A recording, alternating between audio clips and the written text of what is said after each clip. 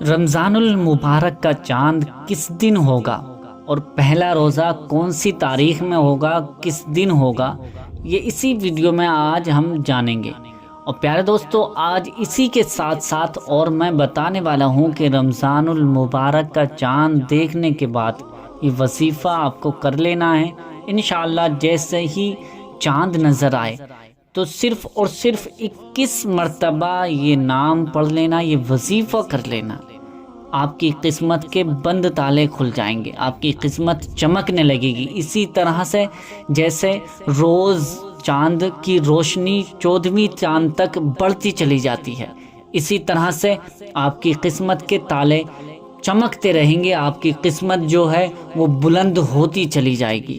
روز آپ کی زندگی کے بلندیاں بڑھتی چلے جائیں گی، اللہ پاک آپ کی زندگی کو بلند کرتا چلا جائے گا، آپ کے حوصلوں کو بلند کرتا چلا جائے گا، آپ کے غیب سے آپ کی مدد فرمائے گا۔ اس طرح سے پہلے تاریخ کا چاند جس طرح سے روشن ہوتا ہے، پھر دوسری تاریخ کا چاند جو ہے وہ اس سے زیادہ روشن ہوتا ہے، تیسری تاریخ کا چاند اس سے زیادہ روشن ہوتا ہے، اسی طرح سے 14ویں تاریخ کا جب چاند روشن ہوتا ہے تو وہ بہت زیادہ روشنی پھیلا دیتا ہے پورے زمانے میں۔ اسی طرح سے آپ کی زندگی کے بھی ستارے اسی طرح سے چمکنے لگیں گے۔ اگر آپ نے چاند دیکھ کر یہ وظیفہ کر لیا، میں گارنٹی سے کہتا ہوں انشاءاللہ آپ کی قسمت بدل جائے گی، آپ کے جو بھی آپ مانگیں گے آپ کے تمام مقاصد پورے کر دے گا، اللہ پاک آپ کے غیب سے تمام مقاصد کو پورا فرمائے گا۔ یہ وظیفہ، یہ عمل ایک مرتبہ سن لینا اور اس پر عمل کر لینا۔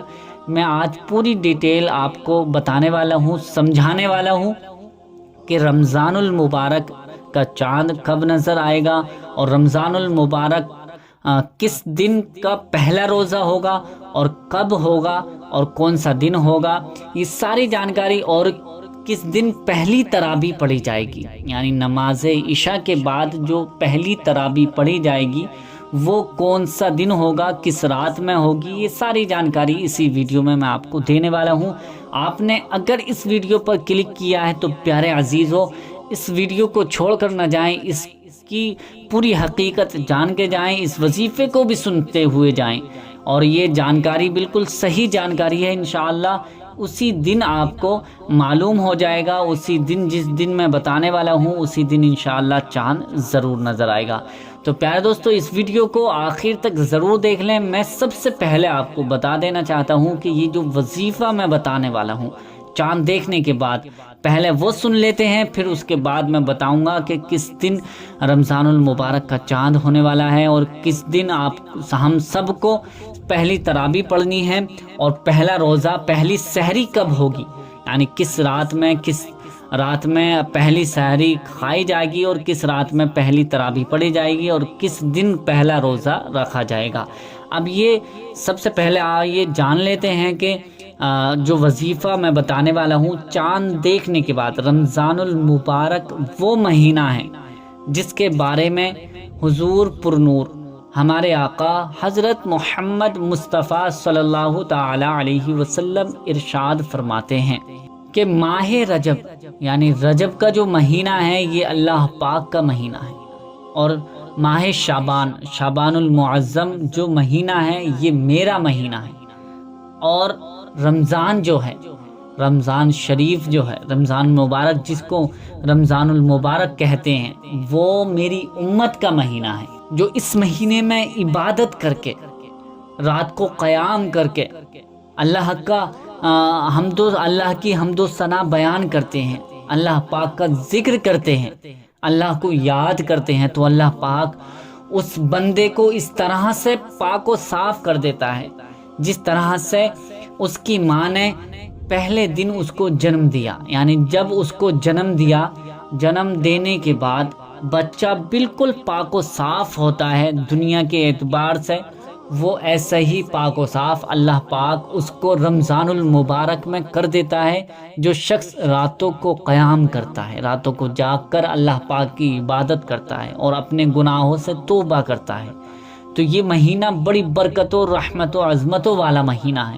اس مہینے کی تو کیا ہی کہنے، اس مہینے میں جو شخص ایک نیکی کرتا ہے تو اللہ پاک اس کو 70 نیکیوں کا ثواب عطا فرماتا ہے۔ سبحان اللہ۔ اگر کوئی شخص 1 روپے کے برابر کسی کی مدد کرتا ہے تو اللہ پاک اس کو 70 گنا زیادہ ثواب عطا فرماتا ہے۔ اس مہینے میں کوئی نفل نماز پڑھے تو اس کو واجب کا درجہ دیا جاتا ہے، اس کو واجب کا ثواب عطا فرماتا ہے اللہ پاک۔ اور اگر کوئی سنت ادا کرے، واجب ادا کرے تو اللہ پاک اس کو فرضوں کے برابر ثواب عطا فرماتا ہے۔ اور جو فرض ادا کرے تو اللہ پاک اس فرضوں کے بدلے 70 گنا زیادہ ثواب عطا فرماتا ہے۔ سبحان اللہ، کتنا مبارک مہینہ ہے۔ یہ وظیفہ آپ کو چاند دیکھنے کے بعد کر لینا ہے۔ جیسے ہی آپ چاند دیکھیں، اگر آپ کو چاند نظر نہ بھی آئے اور آپ اس کی شہادت سن لیں کہ فلاں مطلب چاند ہو گیا ہے، تمام علاقے میں آواز گونج جائے اور آپ کے کانوں میں آواز آ جائے کہ ہاں چاند ہو گیا ہے لیکن ہمیں نظر نہیں آ رہا ہے، تو یعنی چاند کی خوشخبری آپ کو مل جائے تو یہ وظیفہ آپ کر لیں۔ کرنا کیسے ہے؟ سب سے پہلے 3 مرتبہ درود پاک پڑھ لیجئے۔ جو بھی درود پاک آپ کو یاد ہو وہ درود پاک 3 مرتبہ پڑھ لیجئے۔ 3 مرتبہ درود پاک پڑھنے کے بعد آپ کو 21 مرتبہ 21 ٹائمز آپ کو سورہ اخلاص پڑھنی ہے۔ سورہ اخلاص یعنی قل هو اللہ احد کی سورت ایک مرتبہ میں تلاوت کر دیتا ہوں، آپ اسکرین پر بھی دیکھ لیجئے۔ بسم اللہ الرحمن الرحیم، قل هو اللہ احد اللہ الصمد لم یلد ولم یولد ولم یکن لہ کفوا احد۔ یہ 21 مرتبہ آپ کو سورہ اخلاص پڑھنی ہے۔ سورہ اخلاص پڑھنے کے بعد اب جو درود پاک آپ نے پہلے درود پاک پڑھی تھی وہی درود پاک اب آپ کو بعد میں بھی پڑھنی ہے۔ شروع میں 3 مرتبہ اور آخر میں بھی 3 مرتبہ درود پاک پڑھنی ہے۔ یہ چھوٹا سا وظیفہ ہے لیکن اس کے فضائل میں بتا دوں، اس کے فضائل اتنے زیادہ ہیں کہ جو شخص رمضان کا چاند نظر آنے کے بعد یہ وظیفہ کر لیتا ہے، 21 مرتبہ سورہ اخلاص کو پڑھتا ہے، اللہ پاک اس کے پچھلے تمام گناہ معاف فرما دیتا ہے۔